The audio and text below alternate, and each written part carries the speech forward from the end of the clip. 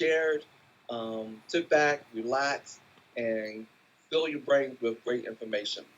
Before he goes on, Ms. Teresa, our wonderful co-host here, will present his bio. Awesome. Again, before I read that bio, thanks Ms. Beth and Dane Swinson from Hall County Foster Parents for joining us. Looks like we have Ms. Eliza Hall from a friend's house, Ms. Steph, and also we have Titania Watkins from Twin Cedars, Bibb County. Thanks so much for joining us. Thank you. Also, Baker County in the house. Miss Novlette White, Henry County foster parent, and we have Arnett and William Green from Gwinnett County. Thank you guys so much for joining us this evening. Um, my name is Teresa Briley. I'm one of the trainers on the training and education team with Amerigroup Georgia Family 360. I want to talk to you a little bit about Dr. David Wright. Dr. David achieved his MD, Doctorate of Medicine, in July of 2010, graduating summa cum laude with a 4.0 from Xavier University School of Medicine. Dr. David's primary emphasis in medical school were forensic psychiatry, addiction psychiatry or addiction medicine, and neurology. While attending medical school, Dr. David concurrently completed 3 master's degrees back to back, an MBA, finishing that off with a 3.85 GPA, an MM, and an MHSA, all of those way above a 3.85. After completing his MD and all 3 master's degrees, Dr. David continued his educational pursuits by completing a certificate in strategic management in 2012, a certificate in human resource management in 2013, and a certificate in corporate marketing in 2015.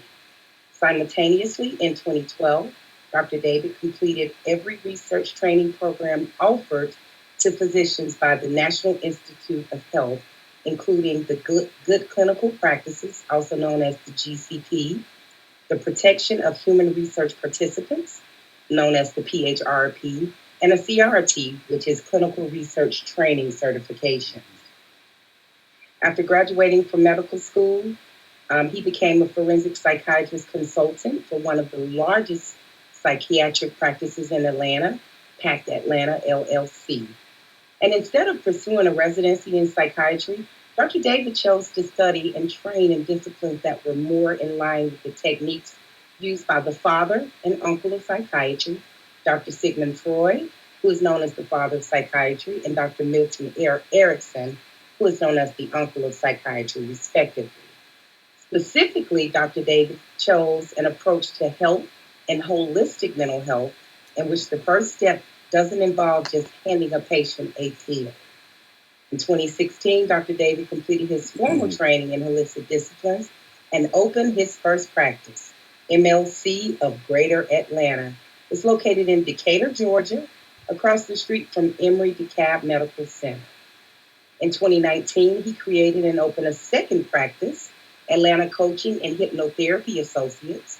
It's a life coaching, self-improvement, and self-empowerment This meeting is practice. being recorded. Dr. David's published self-improvement books include Sweet Potato Pie for the Spirit, Soul and Psyche, and Tomato Bisque for the Brain, another tribute to Oprah Winfrey and Super Soul Sundays. In 2021, Dr. David published his first diet, nutrition, health, wellness, weight loss, chronic disease management, and lifestyle management book. That title is The Nutrient Diet. In 2021, Dr. David created 3 additional practices: Atlanta Health and Wellness Coaching, Atlanta Small Business Incubator, and Atlanta Academic Achievement. In 2022, Dr. David created 3 free Facebook groups focused on mental health and wellness, self-improvement, and self-empowerment. Fresh Start with Dr. David is a private group. New Balance with Dr. David is also a private group, and his public group is entitled Grow, GROW. In 2022, Dr. David launched the Fresh Start with Dr. David podcast. It is a free general health, mental health, self-improvement, and life coaching public podcast available on YouTube, Apple Podcasts, iTunes, Spotify, Pandora, iHeartRadio, Google Podcasts, Amazon Music, Alexa, Audible, and all other major podcast platforms. Ladies and gentlemen, please welcome Dr. David. Oh my God! Thank you so much for that, that very gracious introduction, Teresa. You're welcome. Thank you so much. That was very kind. And I also want to thank Patrick again for inviting me to do this. I'd like to think that we're conduits for energy, and so by reaching out to me and me doing this, we're all sharing energy. And I think in this crazy world that we live in right now, with you know, viral pandemics and inflation and price gouging and rising interest rates and driving in the city of Atlanta and community, just everything, we all need sources of positive energy, right? And at the end of the day, that's all I am. You could strip away all the titles, the education, all that stuff. I think when I was born into this world, I kind of sensed that I was going to be a conduit for energy and growth and transformation for myself and for other people. And that's what I continue to be, hopefully. So I want to thank you guys, Patrick and Teresa, Andrea, Molly, Marcus, April, Andrea, all you guys for making this happen. And I want to thank everybody who showed up for today, because there's a lot of things you could be doing. You could be watching Netflix and getting that fix in, which I'm going to talk about during this podcast. But I just want to thank everybody for being here. You could be doing a lot other things. So I am just here going to silence all my little devices and stuff here, and silence my phones, because people tend to call after hours wanting an appointment and things like that. So I just silenced everything. And feel free to grab coffee or popcorn or snack or whatever you need to get. So I'm here today to give you some information, and more than just holistic and integrative functional mental health practices and things like that. I want to give people things that they can use to grow and heal right from the inside out. And to me, that's what it's all about. We still live in an age, even though it's more acceptable these days compared to the past, to embrace mental health and wellness. There's still a stigma attached, and that's one of the reasons why I have more than one practice, to kind of take the stigma away and to say, you know what, maybe you don't want to say I'm coming to see somebody for mental health. Maybe you want to say I'm coming to see somebody for life coaching, and so you can do that. So that's the whole, that's part of my mission, is to help destigmatize mental health. So without further ado, I'm going to go ahead and get started today. So welcome everybody, have a seat, relax, and let's learn some things and share some things, and hopefully I'll learn some things too today through your questions and comments. Okay, which feel free to do that. I would also recommend, if you want to, take notes. I mean, at least that way you'll take away some good nuggets from today's session. So get out a sheet of paper, get out a pad, take some notes, and just also keep in mind as we go through the through this presentation, that some of these topics I've already done a podcast on, which goes into greater depth, and it'll say podcast episode out beside it on the slide. So all you have to do is, after this is over, go to the Fresh Start with Dr. David podcast anywhere, and you'll see the list of episodes, and you can pull up an episode on that topic, whether it's boundaries or self-care and self-love or relationships. Okay, so let's go ahead and get started. Let's move to the first slide, to the next slide.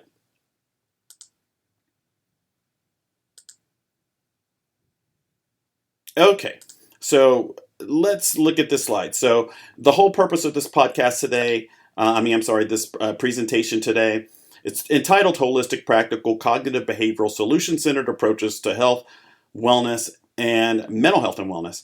And, some of the things that I want to promote are an approach to health, wellness, and mental health in which we don't just throw a pill at somebody, because a pill is only going to solve so much. And I'll go into specific reasons why you don't just want a pill-only approach. I also want to promote holistic, practical, solution-centered, resolution-focused approaches to life challenges. I want to promote principles of do no harm and do good. And let me just kind of go into the wording a little bit. Holistic just means an approach that takes in the whole person, right? Mind, body, spirit, soul, psyche, which is part of the title of one of my self-improvement books. But you want a holistic approach that takes into account every facet of you and where you are in life. You also want a practical approach. If if an approach is too idealistic, it's going to be difficult for you to institute. So the more practical it is and the easier it is, the more likely it is that you're going to continue to do it in the future. You also want a solution-centered approach, right? You don't want to just point out problems, dilemmas, and challenges, but you also want to find solutions. And then you want a resolution-focused approach to life challenges. And what that means, as compared to solution-centered approach, is that a solution is an answer to a problem, but a resolution is where you actually start to heal from the solution, right? So that's the additional thing that a resolution adds versus just a solution, right? And like I said, a lot of these topics that we're going to go through today, there's a podcast episode on my podcast. Next slide, please. Okay, so let's just kind of go through, just so you have a sense of the structure of today's podcast. So I'm not really going to spend that much time talking about me and my practices and things like that, because one of the hosts has already done that. Thank you, Teresa. But, I will mention a couple of things. So first, I'll start off with a little bit about me, my humble beginnings, that kind of thing. And then the next thing I'll talk about is general health and wellness principles. Those are things that everybody can do on a daily basis, on a yearly basis, on an annual basis to ensure that they have good health and wellness. Then I'll go to mental health and wellness. Next slide, please. And then I'll talk about parenting style, strategies, and characteristics. I think this will be helpful for a lot of people, especially for foster parents and people with families and things like that. Even if you've been a parent to several children, there's always something that you can take in and try, and see if it works and those kind of things. The next thing, I'll talk about family dynamics and cohesion strategies. You want cohesion within inside of a family, and you want communication. And then I'll also talk about relationships, which require boundaries. And then building stability and cohesiveness within your relationships. Next slide, please. Okay. And then I'll talk about general life growth, improvement, and success principles. And like I said, there's still some stigma associated with mental health and wellness, right? Or with mental illness, more specifically. And so that's one of the reasons why I promote life coaching, because that way somebody can say that, hey, I came to Dr. David for life coaching or for business coaching or health and wellness coaching, right? And at the end of the day, it's nobody's business but yours, why you're seeking help or why you come to me. But a lot of people feel more comfortable with that. And that's one of the reasons why I started my second practice in 2019, Atlanta Coaching and Hypnotherapy Associates. That way somebody can say, you know what, I see a life coach. And, to that matter, I use a lot of the same principles that I use with mental health and wellness that I use with self-improvement and people with life coaching, right? They're the same core concepts, just applied slightly differently, right? Then we'll have a question and answer section, and then we'll wrap up and close, right? Okay, so that's kind of the order of things. Next slide, please. Okay, so since Teresa's already told you quite a bit about me, this is just a slide that shows you kind of a little bit about what I'll talk about in terms of myself. Next slide, please. And like I said, I'm going to skip some things on that. But I'll just tell you a little bit about things. When I was in college, I was pre-med and pre-law. I had an interest in kind of ethics and the law, but I also had an interest in psychiatry and medicine, and that's kind of the approach. I was born in Chicago, grew up there, and then my family moved to Arkansas. I grew up in Arkansas, very different. But I learned a lot from both environments. I've kind of lived a little bit of everywhere. I do have several practices, whether you need help with academic achievement or coaching or ADD strategies or business development, health and wellness, diet, nutrition, life coaching, self-improvement, hypnosis, if that's something you want to try. And then also mental health issues and stuff like that. I would encourage everybody here to join my podcast. It's free. It's called Fresh Start with Dr. David, and it's just a free source of empowerment. I usually do a few episodes every week. I try to do 2 or 3 episodes every week. Sometimes I miss the mark, but it's a good source of information. I also have a few Facebook groups And like I said, or like Teresa mentioned earlier, the Grow group is public. They're all free, but the Grow is public. I've got several self-improvement books that she mentioned. And then I've done speaking engagements for a lot of different organizations. So I used to be a member and a member of the board of the Atlanta Medical Associations. I've sat on a lot of panels for them. I've done health symposium. I did a health symposium on men and depression. I did a health symposium not too long ago on COVID-19. And I was one of the keynote speakers for the URNF Empowerment Conference. And I've also spoken to churches, including one of the oldest African American churches in the nation, which is located in Savannah, Georgia. I did their men's speaking event one year. So at the end of the day, I do life coaching, I do wellness coaching, I do mentoring. But at the end of the day, I'd like to think that healing is a part of my purpose and my passion. So at the end of the day, regardless of how you label anything, whether it's self-improvement or mental health and wellness or whatever, my really core purpose is to help people heal. Right? Next slide, please. Right. So the first thing I'm going to talk about today is general health and wellness principles, and this is just kind of an outline of some of the things I'm going to talk about. How to present for an appointment. That's really, really important.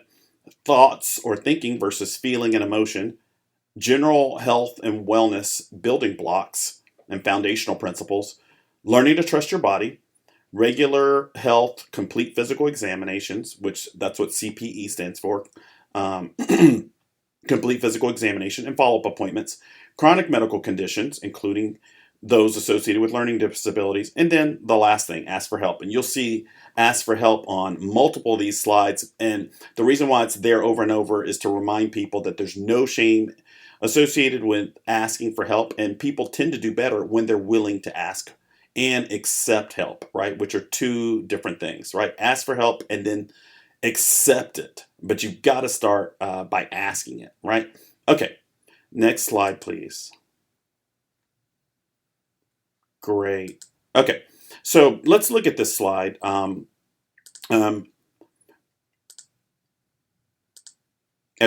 so there's a way to present for an appointment, right? And the reason why I'm saying this is because you're going to have better outcomes from your visits with your provider, with the physician that you see, your family care physician, your family practice physician, family medicine, or any specialist if you do this, right? So I'm just going to go through these. So number one, don't fake it. If you're ill or you're in poor health or you're experiencing some symptoms, don't fake it. Be honest, be authentic. It helps if you write it down. So before you show up at the doctor's office, write down, because here's the thing. When you go to your doctor's appointment, chances are they're going to be rushing to see as many people as they can, not to get behind. And you want to get everything out in a concise way to the provider so they can provide you with the best care.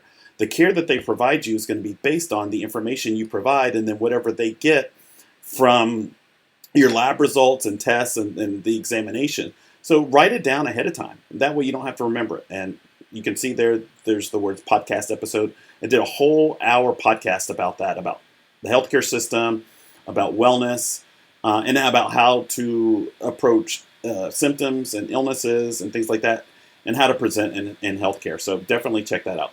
But, two of the key points: don't be overly dramatic, right? Don't act. Don't look at your doctor's visit as an audition for, a show. But also don't be stoic or strong or try to hide, right?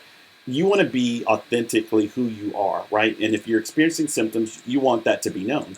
You don't want to downplay them, but you don't want to overplay them as well. You want the person you're presenting to have an accurate, clear, concise picture of who you are and what you're dealing with, so they can give you the right solution or help you. And they've got to do that based off what you provide. Other than that, they don't know you, right? So you want to do that. You want to be authentic and honest, right? Thinking versus feeling versus emotion. This is just a basic concept. A lot of people use these things interchangeably, but thinking is just the flow of thoughts through your mind, right? When you have a thought about something, I'd like this or I don't like that or whatever. A feeling is different. A feeling is something that you sense, right? So that involves a sensation, right? A sensing of something. Like if you sense impending doom, or you sense danger, or you're in a situation where you feel anxiety and things like that. That's a feeling, right? But how you express it is a different thing, and that's where it becomes an emotion, right? So just so you can understand the difference between thoughts and feelings and emotions, emotion is what you convey to other people of what you feel inside, right? And usually you use your facial expressions to show that. You might use your body language. People can kind of get a sense if you're more relaxed, or if you're uptight, or if you're worried, or if you're happy, things like that, from how you express your facial expressions, right? The other part of that is this: if you get certain feedback from people that is unexpected or is not what you wanted, it could be a reflection back to you of what's going on with you, right? So it's kind of a check and balance too. You get a sense from the feedback from other people, what they kind of sense from you, and back and forth, right? And that's how we communicate. Uh, Health and wellness, that's something I talk extensively about in my book, The Nutrient Diet. But the basis of all health and wellness and mental activity and physical activity is your diet, right? So you've got to be accountable for your diet, right? You've got to take in water. The first chapter of my book is water. You've got to take in a certain amount of water. A lot of people are walking around dehydrated and they have no clue about it. They're tired. They think they might be depressed, which they could be. But a lot of times people are just dehydrated, right? And depending on the foods that you intake, it's probably more often the case than not that you are dehydrated. Not to mention if you're like somebody like me who has hypertension or high blood pressure, and you take blood pressure medications. If you take hydrochlorothiazide, or something that works at the level of the kidneys, it's going to zap water from your system to lower your blood pressure, right? Well, that's going to dehydrate the other parts of you. So make sure that you stay well hydrated. Drink water. Have a water. If you get my book, The Nutrient Diet, you'll see I talk about developing a water regimen, right? You've got to have a water habit that you use. And you want to take a daily multivitamin, right? That's really, really important. If you're going to have good health and wellness habits, the key is planning. You've got to plan it ahead. So like, for instance, if my plan is to eat healthily today, I've planned that the day before, or the week before, or during the weekend. Right? And I pack a salad, I pack a sandwich that's healthy or something like that, but I do it ahead of time. If you default back to a last minute or on the spot decision, you're probably going to default to a bad habit system, right? Old habits that you've done before. And the reason why is because you've got neural networks in your brain that are operating off of what you've done. And that's the path of least resistance. It takes more energy to create a new habit than it is to fall back on an old habit. That's just a general principle. Next, trust your body, your instincts, and your intuitions, right? I did a recent podcast episode on this. It got a lot of views. But basically, your body, your relationship with your body is your oldest relationship that you have, right? And so you've got to learn to trust your body and pay attention to it and listen to it, right? If you've got a stomach ache, or you've got headaches and you've got headaches for all week long, you need to have that checked out. That's a sign. So a headache, things that people can buy over-the-counter medications for, you can buy ibuprofen, or you could buy Aleve, or you could buy Excedrin, or things like that. Those are okay for, every once in a while or whatever. But if you're having chronic headaches, you need to schedule an appointment for that. And if it's a really, really bad headache, you need to just go to the ER, right? Or go to the hospital. It's not a good sign. So listen to your body and pay attention to it, because your body is giving you symptoms to let you know that something is wrong. And that's really what a symptom is. A symptom is your body's way of conveying to you that something's wrong, whether it's a headache or a stomach ache or whatever. And it's up to you to listen to it. If you choose to ignore it, you're going to pay a price later on, right? And the same goes with your instincts and your intuitions. Your instincts or intuitions are based off of your experience with situations, circumstances, other people. And so you've got to make sure that you listen to, pay attention, and act on that, right? The next thing, regular health, clinical, physical exams, and follow-up appointments. The most important thing there is that you communicate with your provider, right? So if you go in for an appointment and your doctor, says, you've got high blood pressure, I want you to take this medication, make sure that you're taking the medication, right? And if you have a side effect, like for instance, if you get put on a blood pressure medication and you're going to the bathroom too much at night, or you feel too dehydrated, let your doctor know about it. Convey that to them. Communicate with them because they're not going to know that, and then they can make some changes. But it's a lot better for you to go to your provider, your family medicine physician, your internist, or whoever, and tell them, hey, this medication might be too strong for me. I'm going to the bathroom too much. I feel zapped and dehydrated. And for them to change it to something that you can tolerate rather than you not taking it at all, right? Because, obviously, whether it's you or whether it's me, if you, don't take your blood pressure medication, the worst thing that can happen is a heart attack or a stroke, and you don't want that. So it's better to kind of be proactive about that. So definitely be compliant with your treatment. And if there's some side effect that pops up, talk to your doctor about it, communicate with them, right? Chronic medical conditions. That's where, diet is really, really, really important. So diet is every single function in your body, every physiological process, every biochemical process, every metabolic process starts with your diet. So junk in, junk out. So if you put junk in, don't be surprised that you feel not so well, right? You've got to do things, you've got to put in the right ingredients, right? And that includes things like fresh vegetables and low fat foods and drinking lots of water and limiting carbs and limiting fats and things like that, right? And the last thing, which is on almost every slide here, is a reiteration of the concept that if you need help, ask for help. There's no shame associated with asking for help, whether it's you or me or anybody else, right? Ask for help. And if you can, choose a long-term solid solution instead or in lieu of a short-sighted band-aid, right? Because you're going to be happier in the process and it's going to last a lot longer. Okay, next slide, please. Okay, so let's move on a little bit and talk a little bit about mental health and wellness, right? Versus illness. And one of the things you'll notice here is just kind of a clue that wellness is the opposite of illness, right? So illness is the opposite or the absence of wellness, and wellness is the absence of illness, right? So let's see. What do good mental health and wellness look like, right? How do you present for appointments in mental health? What about things like anxiety or panic symptoms or PTSD, things that people commonly present with today? What about depression and sadness? What about trauma? What about ADD? What about learning disabilities in school and socialization? Regular programming, and then asking for help. These are some of the things that we're going to talk about right now. Next slide, please. Okay, so let's dive into these a little bit. And if you have any questions or anything, make sure you're like writing those down or conveying those or things like that, and then we'll go through them later on. Right. So what do good mental health and wellness look like? What's the norm? What's the normal? What's stable? And that keeps changing because the technology we use keeps changing and the world that we live in keeps changing, right? Stability is really, really, really important. And it takes a lot to build stability. It takes practicing some good habits over and over and having a good foundation, right? But what good mental health and wellness is and what it looks like changes, and it's societal.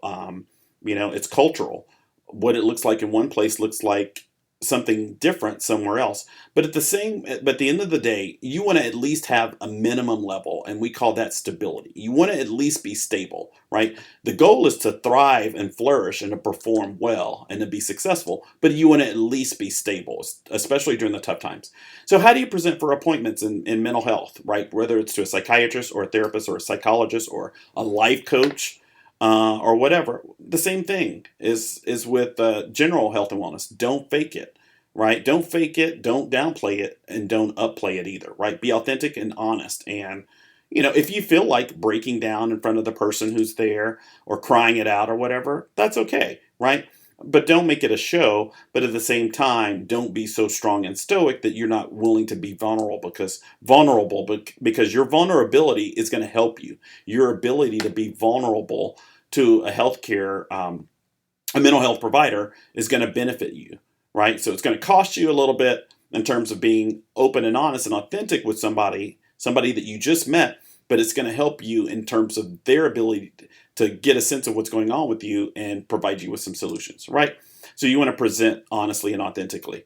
Anxiety, panic, and PTSD symptoms, usually those are associated with trauma. So usually when somebody presents with anxiety, it's because of something that traumatic that happened in the past, right? PTSD is typically associated with veterans, but a lot of times, a lot of life circumstances, especially during childhood, can lead to trauma, right?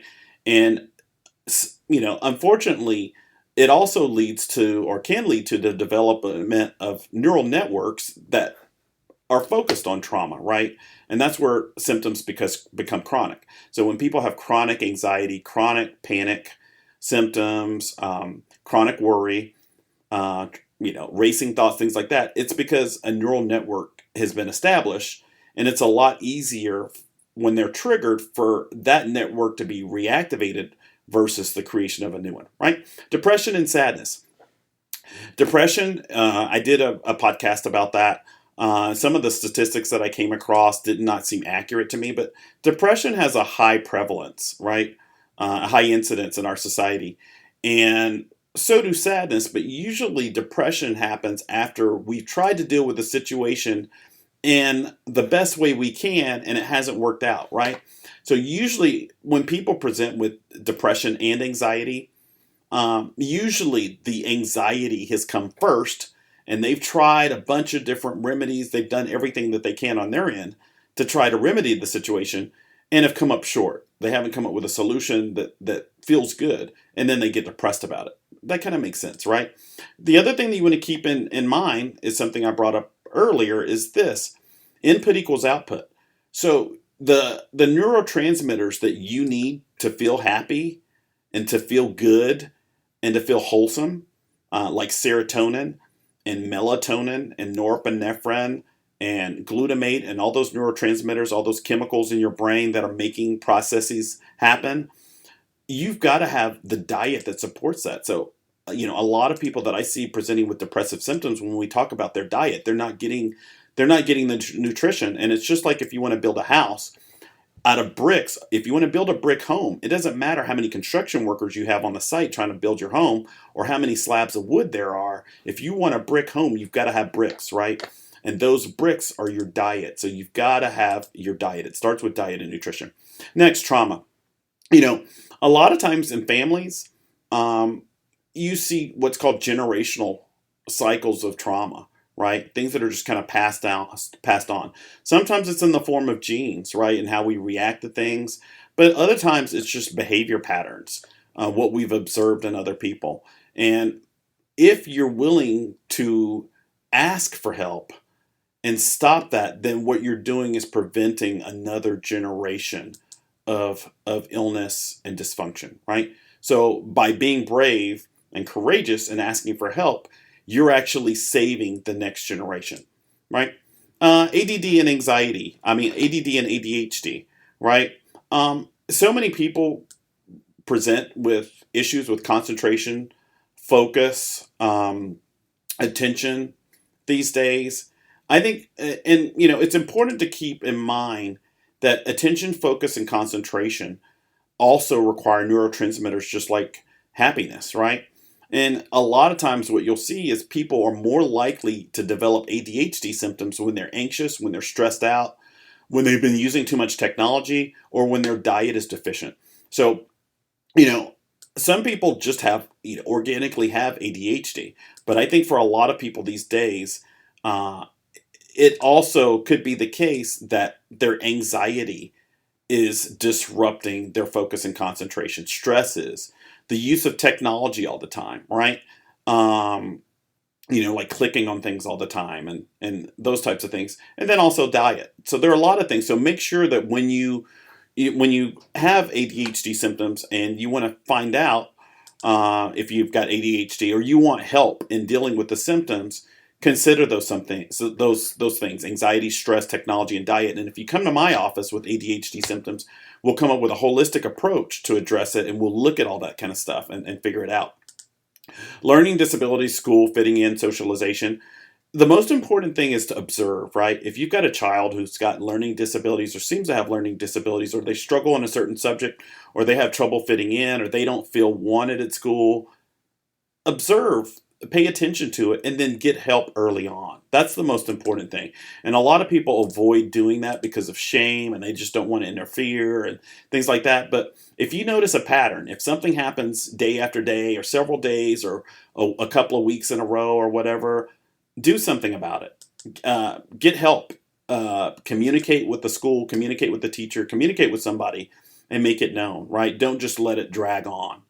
Because the earlier that you come up with and find an intervention or a solution, the better your child is going to be off. Regularly scheduled programming.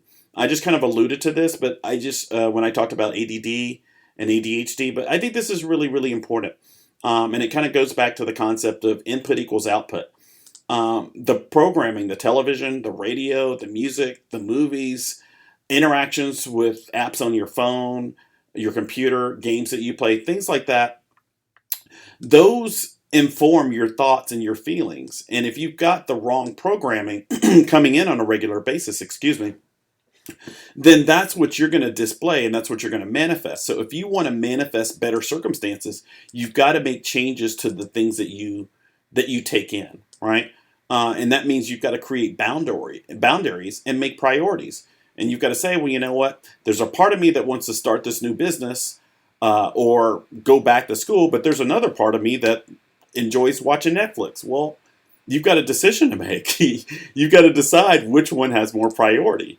Which one's going to get you where you want to get in the future and allow you to, retire or take a vacation or save up money or buy a house and things like that.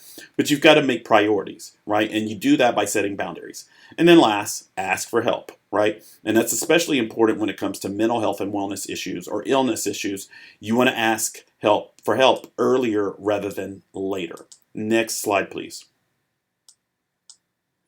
Okay. So let's jump into parenting. So some of the things that I'm going to talk about now, parenting styles, parenting strategies, parenting characteristics, emotional expressions, because that's really important if you're a parent, right? And if you're a child in terms of what you're sending back in terms of reactions to things. Individual differences in personality dynamics, teaching by example versus by words or directions, being willing to ask, to admit that you're wrong or that you made a mistake, and then last of all, asking for help. Next slide, please. Okay, so this is a lot of the bread and butter that I love to talk about. I have a lot of parents who come to my office asking for help with parenting strategies and things like that. And if you need additional resources for those, reach out to me via email, and I'll send you the list of things, the books that I recommend from my Amazon list of parenting styles and strategies. But let's talk about it. Parenting style. So if you wanted to be really didactic about it and black and white about it, you could break it down into two types of parents, right? There's type A, which is the same as type A personality. Those are the people who are performance driven and structured, and they want everything done in a very specific way, and kind of what I call military style, militant style parenting. And then there's other type B, personalities, people, and parents, where it's just like, whatever, just, let it go, ride by the seat of your pants, don't take anything too seriously. What I would recommend in terms of parenting styles, if you're a parent, it used to be the case that, when parents would make a mistake, they would go, well, it's not like there's a manual for being a parent. Well, today there are, right? That's one of the good things about the age that we live in now, is there are those resources, right? There are books on parenting. So get a book. And it doesn't matter if you get a book that's too advanced or too simple. You'll get a sense from the book. And then you can get another book if the one that you get is too simple or too advanced, or you can go in the opposite direction. But be open to learning and changing, and get a book on parenting. Get a manual. It doesn't matter if it's, obviously, you could get something like The Idiot's Guide to Parenting or Parenting for Dummies or something like that, which actually might surprise you and have some practical tips. But, there are a lot of books by therapists, psychologists, life coaches, psychiatrists out there that provide a bunch of strategies and styles for being a good parent today, right? Parenting strategies, corporal punishment, reward systems. Again, I would recommend that you get a good resource for that. I'm not a big fan of corporal punishment. I don't think it's a good strategy because for a couple of different reasons, and I'll go into those. But number one, I don't think it works. I think, in a sense, corporal punishment just kind of to especially to a child's brain just kind of says, well, because I'm bigger and older than you, I can discipline you, right? And in terms of the lesson that a child learns from something, some parts of the brain are ahead of others, right? And so if an adult was punished with physical punishment, right? Uh, Maybe they've got the neural network in place to kind of learn the reason why and change it in the future. But that may not be the case with children. And I'll go a little bit more into the issue of corporal punishment in another slide. But basically, I think that you get a lot more by rewarding the positive things rather than by punishing the negative things. So that brings me back to the next thing: encouragement versus criticism and ridicule. You get a lot more by encouraging a good behavior versus criticizing and ridiculing a not so good behavior, right?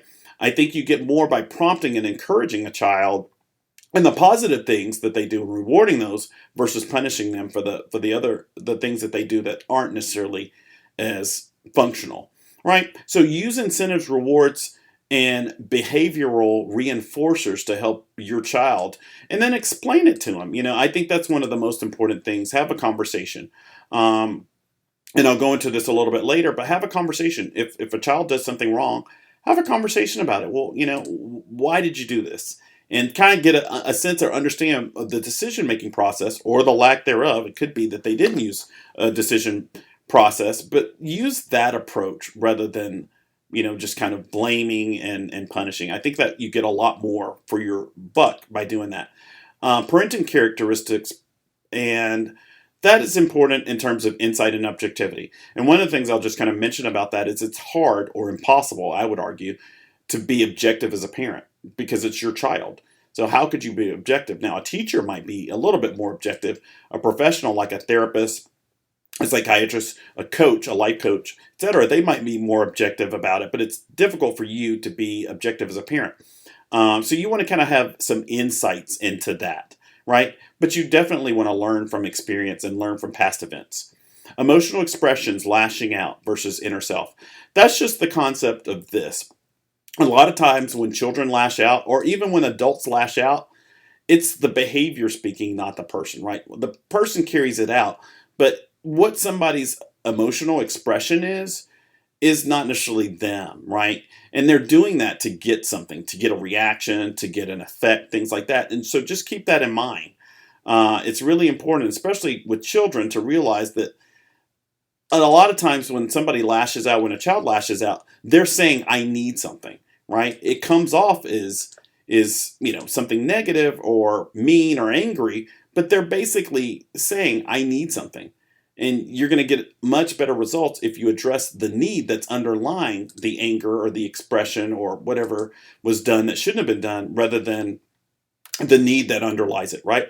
Individual differences in personality dynamics make a big difference. So, if you talk about a child, regardless of whether they're with their natural born family or with their adoptive family, everybody's different. We all have different personalities and personality dynamics. So just realize that your child's personality is probably different from yours. Now, it may be similar to yours in some ways, but it's probably different in a lot of ways too. And don't expect that your child's going to have the same personality that you have. They're an individual. They've got unique experiences that are uniquely different from yours, and just keep in mind that their personality is going to be different from yours. Teach by example, right? Do the right thing, but also display that, right? So, that brings in the concept of do as I do versus do what I say. Try to lead by example. Try to show what your child should do, right? I love that way that phrase comes off. Try to show or illustrate what you want your child to do, right? Be willing to admit that you're wrong, that you made a mistake, right? If you want your kid to be able to be willing to admit that they made a mistake or that they did something wrong, instead of lying about it, make sure that you're willing to do the same thing, because they're going to mimic your behavior. They're going to copy and duplicate whatever you do. And so if they don't see you admitting that you're wrong or that you made a mistake, they're probably going to not be willing to do it too. And instead, they're going to choose lying or some other type of behavior, right? And then, last, ask for help. Next slide, please. Okay, so family dynamics and cohesion strategies, activity driven, create and define your family, create values, beliefs, and principles, redefine your priorities, lead by example, flexibility is key, and then make family fun. Next slide, please. So this is one of my favorite slides. And one of the reasons why it's one of my favorite slides is this. Families don't just automatically happen, right? Things happen to make a family a family. And values and beliefs and principles don't automatically happen. We form them from the things around us. So be really, really, really deliberate in defining your family. Define what kind of family you have or the type of family that you want to have and communicate that, right? We're the family that loves, or we're the family that cares. We're the family that shares. We're the family that's fun, right? I mean, when you think about neighborhoods, there are families that have different kind of, things are associated with them. And people drive through the neighborhood and they go, well, those are the mean people, or those are the people who keep to themselves.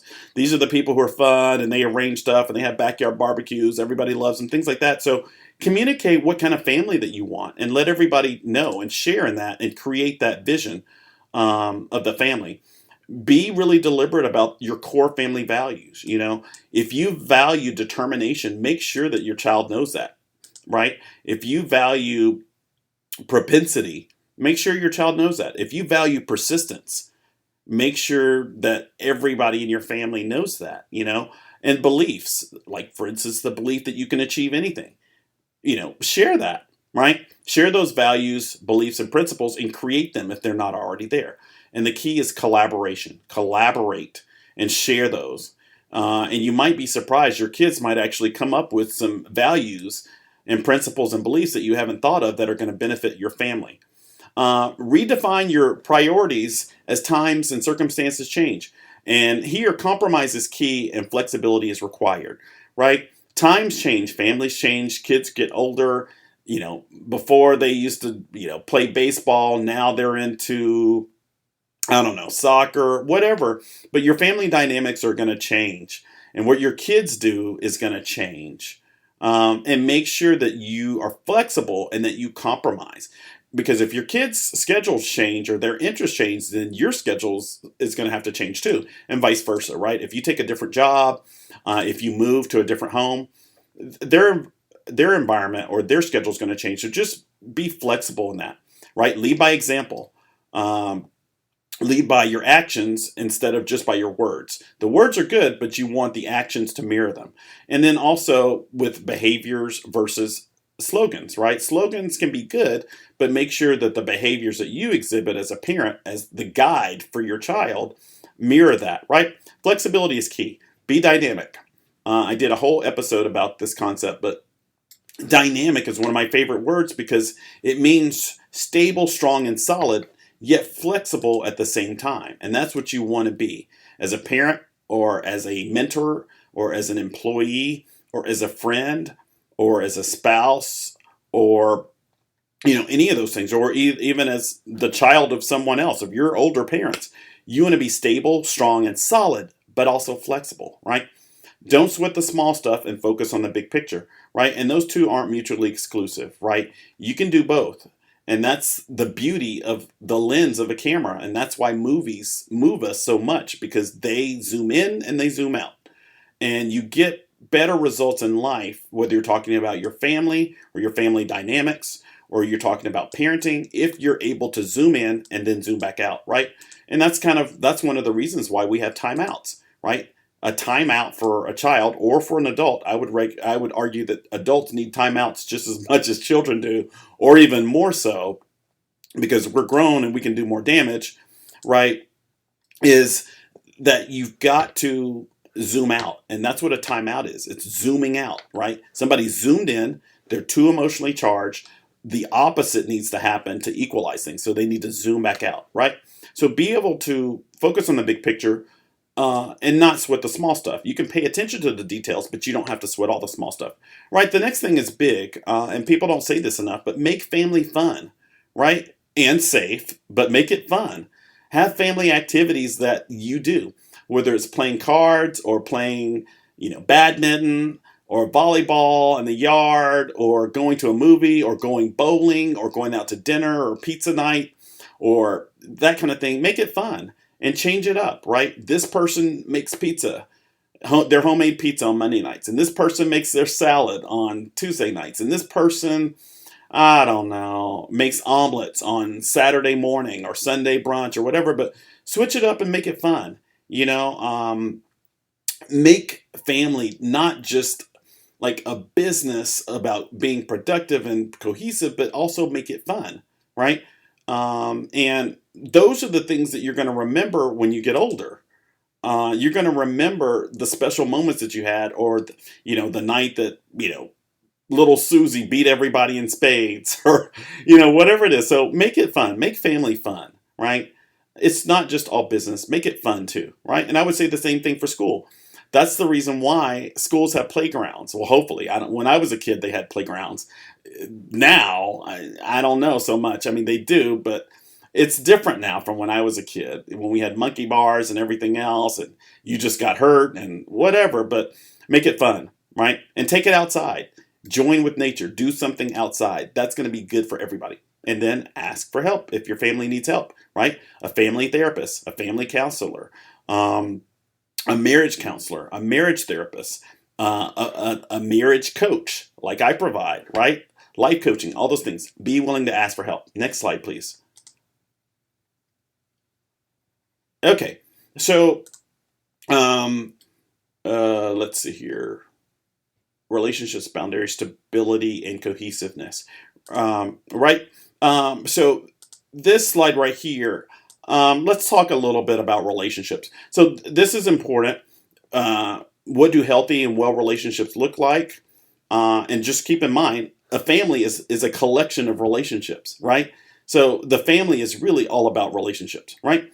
And boundaries, stability, and cohesiveness are important. Something I learned about boundaries: avoidance of toxic people and toxic things, relationship rules, what does stability look like, which is something you design, and then asking for help. Next slide, please. Okay. This is one of the busiest slides, so I apologize about this slide. I just wanted to pack as much into it as I could, but I'll try to breeze through it, right? So what do healthy and well relationships look like? What's the norm? Well, and then that begs the question: are most relationships healthy? Is health the norm? A lot of relationships are not healthy, right? And that brings up the concept of boundaries. Boundaries are so important because they help us to have relationships in a world where other people don't have the same beliefs and values and principles that we do. That's what boundaries are about. So you want to avoid toxic people, toxic environments, toxic relationships and circumstances. And the reason why that's so hard to do is because you've got to put the brakes on your own impulses in order to do that. So boundaries start with you, right? But they're important in terms of maintaining relationships and also preventing people from taking advantage of you, of your energy, of your time, your money, and all that kind of stuff, right? In order to avoid toxic people, toxic relationships, environments, and circumstances, you have to cleanse yourself of your own impulses, right? And then your own reactions, right? Examples of that are this. Like somebody who's had an addiction problem, right? Regardless of what the addiction is. If they get out of rehab or get out of recovery or detox or whatever, and then they go back to their old haunts, right? It's just not going to work out.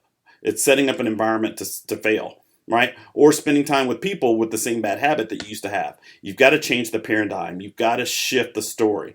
And you've got to make that with your own choices. Relationship rules. I did a two-part podcast episode about this just recently. But number one, treat other people how you want to be treated as much as possible, right? So that just means don't harm others. The other one is the golden rule: do unto others as you would want them to do unto you. And that includes with children, right? If you wouldn't want to be treated a certain way, don't treat your child that way, and vice versa, right?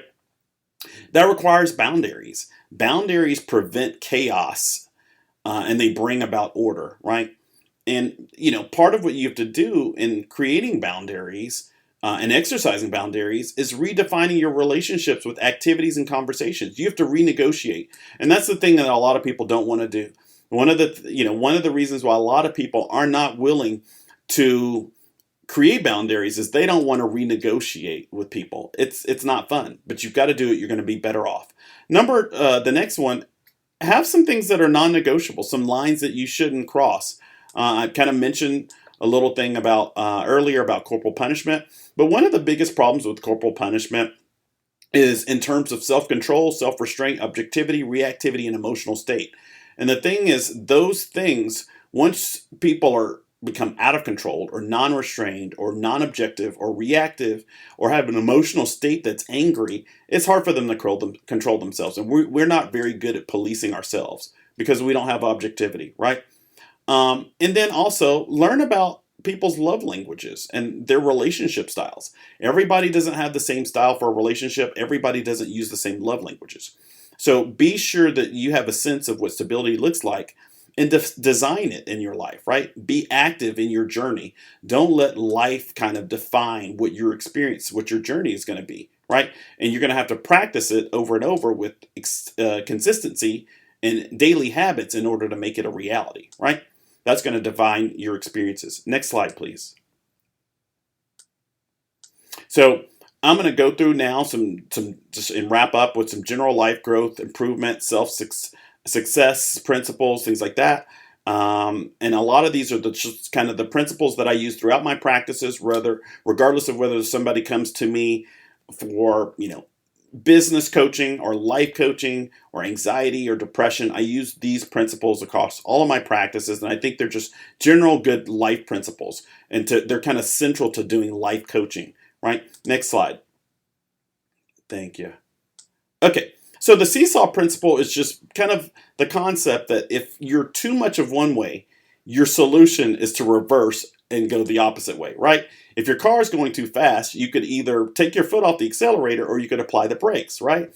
But that's what you're doing. When you go too fast or you're too hyped up, you slow things down. The opposite is true. If you are too inactive, you want to become more active, right? So you do the opposite of whatever the thing it is that you're trying to fix, right? I mentioned about karma. You do reap what you sow. That is true. And also about, the categorical imperative and the golden rule, right? Input equals output. So if you put in trash, whether it's talking about your body or your relationship, that's what you're going to get out, and you want to focus on the return on your investment. You want to do things that bring about the best results. You want to have core foundational values, beliefs, and principles, right? And if you rely upon those for spiritual or religious reasons, that's a good thing. That's part of your foundation. You want to have a sense of what your purpose is. And in terms of children, you want them to have a sense of their purpose and their passion as well. Regardless of whatever a kid excels in, they're going to excel more in something that they're passionate about because they're going to explore it and study it and practice it over and over. So it really, really pays to allow your child to explore the purpose and passion that they have versus the one that you want to see them have, right? You want to design and create a journey, a pathway, right? I use a lot of examples for that.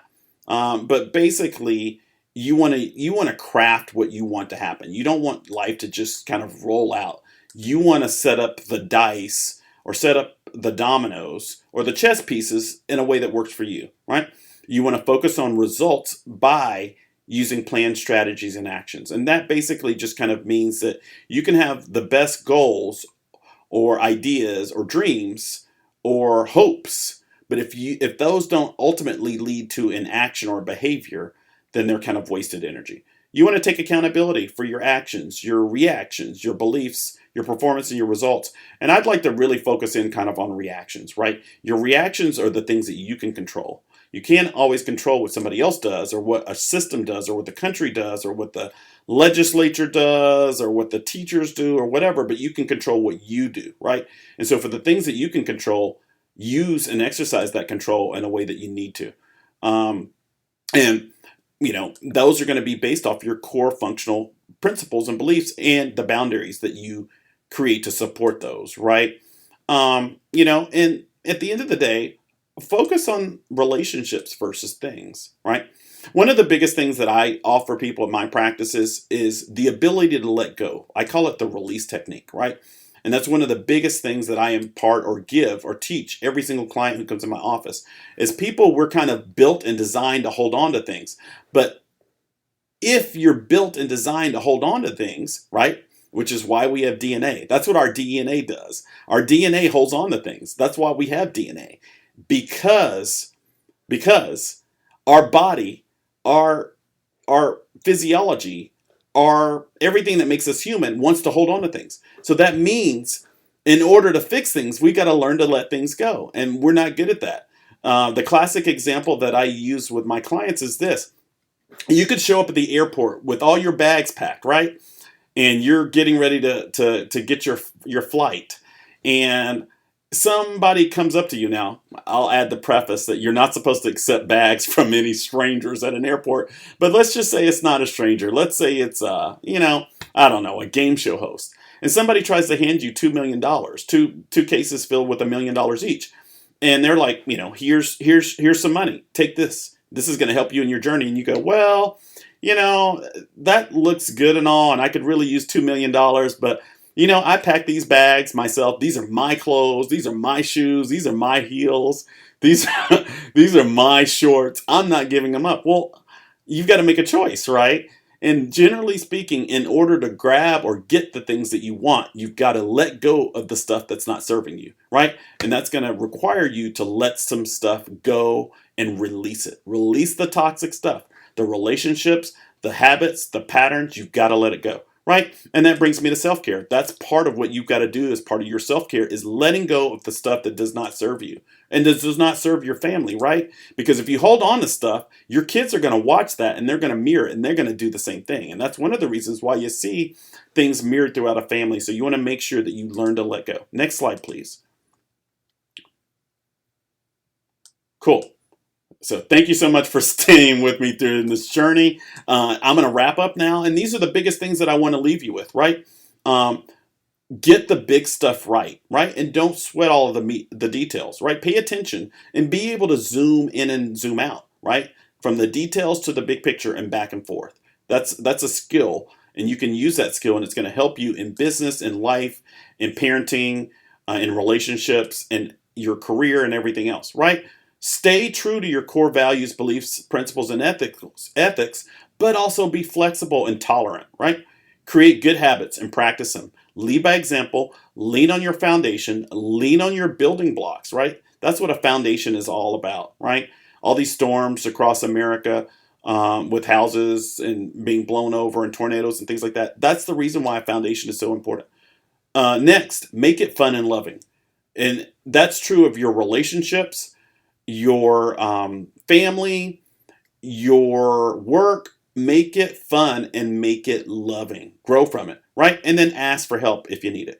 And the last thing on this slide, last bullet point, is if the stigma of mental health services doesn't work for you, or if it bothers you, then get a life coach or get a mental health coach. But get a life coach. That's one of the great things that I think that's a new invention, is life coaching, because that way you don't have to worry about that stigma. So with that, I would like to wrap things up. Thank you so much for tuning in today. I hope that you gained something. I hope you learned something that you didn't know before you got here. There are a lot of ways that you can reach out to me. I think those are presented in the slide here.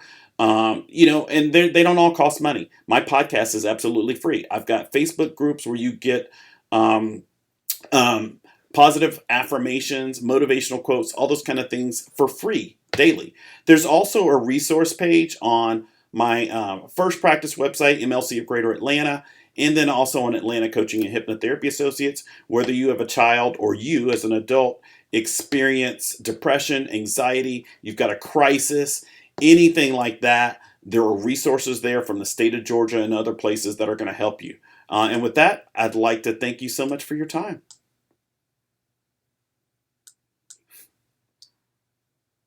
Dr. David, I do want to take this time to once again thank you for a awesome presentation.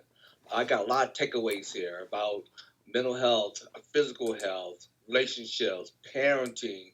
So there's a whole wealth of nuggets that we have to take home and to put into practice. So once again, I want to thank you for coming today and sharing this wealth of information to our providers, foster parents, uh, professionals, and so on and so on. So thank you very much. If there are any Absolutely. questions, if there are any quick questions, this is the time to ask them before we close out for today. I'm checking the chat. I don't see any questions. I see a lot of thank yous, but during the presentation, there was a question. I'll see if I can find that one about. Um, And can you forward it to the next? Okay, there. Great. Can you? Okay, good. there we go. You guys can they get a screenshot of that so they can know how to contact you? Okay. Absolutely. And if anybody wants to email me, my email address is mlc of greater atlanta at gmail.com. It's the name of my practice, my first practice. If you email me, I'll answer any questions there. I'll send you any information that you need, that kind of thing. So, April, do you see any questions in the chat? I'm checking on my end. No, I was scrolling too. I don't. Lots of thank yous, great information. Oh, we like Yes. thank you. Yes. You mentioned Absolutely. that there was one question. I can't find it. I No think it worries. was early. It was earlier on Oh, at there's the. one. Please clarify something. I saw something pop up just then. Oh, okay. Clarissa Edmondson, what inspired you? Do we get a certificate? Okay, so I'll kind of tell that what inspired me. So a lot of things inspired me. Um, I think from the very beginning, even when I was a young child, I knew I wanted to do something in the healing profession. I wasn't sure what it was. When I was a kid, there was a part of me that wanted to be a doctor or a psychiatrist. There's a part of me that wanted to be an attorney. There's a part of me that wanted to be a minister, right? But the one thing that all those things have in common is healing. And I think that there's an episode that I did about this, the two-part episode that I did on self-care and self-love that you should definitely check out on the Fresh Start with Dr. David podcast. But the special guest that I had is a local performer here in Atlanta. She's a local performer, artist, singer, social media host. Her name is Phoenix Sohl, but she's empathic. She's just one of those people. And we talked about that concept of being empathic in that two-part series that you should definitely check out. But some people sense and feel energies from other people, right? And I think I've just always been that person. And when I was younger, I didn't understand it. I was a kind of a gifted kid, um, a little precocious, things like that. But if there was a kid who was struggling with something, even as a child, I could just feel it. And I didn't know what to do with that energy or with that feeling then. But as I grew, it, I think, imparted into me a drive, kind of a passion and a purpose for healing. So at the end of the day, when people ask me what I do, I could say a lot of things. I'm a life coach. I provide cognitive behavioral therapies. I consult in forensic and addiction psychiatry. But at the end of the day, I'd like to think that I heal, right? I think that's just part of my purpose and passion. That's where I kind of draw things from. And I recommend that everybody be a healer in some way. It doesn't have to pan out as in terms of your career, but I'd like to think that Patrick and therapists and counselors and psychologists and probably everybody who's listed on the panel today in some ways is a healer. I think there's just a feeling that we get that's intangible. You can't add it up in terms of money that you get from healing. And I think that's why I chose this profession. Great. Thank you again, Dr. David. So we are going to close out now. There was a question in regards to certificates. And so what we will be doing is at the closure of this meeting, there is a red circle with the white X at the bottom of your screen. If you click that red button with the X in the middle of it, it will take you to our survey. So survey is very helpful for us. It helps us kind of guide our trainees and get more information about how well we're doing. So just be honest with that, and then we would take that to heart and we make adjustments as necessary. Once that survey is completed, then that will lead you to your certificate. Now, if you're calling by phone, there's no way to identify who you are. But once you should get a thank you letter within the end of the day or by tomorrow, and then at that time, then you'll go ahead and get your certificate at that time. Is there anything from the team that want to add to this closing before we close out?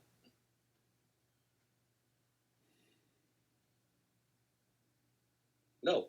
Okay. So again, I want to thank everyone for being present. Thank everyone for being here.